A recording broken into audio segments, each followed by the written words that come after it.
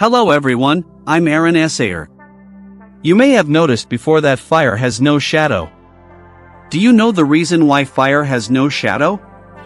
If you want to support my channel, you can like the video below and subscribe to my channel. Don't forget to turn on notifications to be notified of upcoming videos. A fire that burns purely does not have a shadow, because what we call shadow is the formation of a darker/dark region than the surrounding parts, where the light from an opposite light source is interrupted by an object.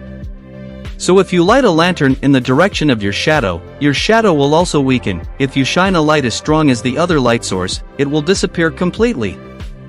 Fire is not an ordinary object, although it sounds solid because it has a color. It is not actually solid, it is in the plasma state of matter. Therefore, it passes the light coming from one side to the other side, towards the wall, as it is. I'll get to this one last, almost as it is. But fire isn't just that, it's also already a source of light. Therefore, even if it were to dampen 100% of the light coming from the opposite direction due to its perfectly tuned wavelengths, the fire would not be able to cause any shadow, as it would scatter its own light in the direction of the wall, because shadow requires an object that cuts it, remember. Therefore, the shadow of the fire does not form.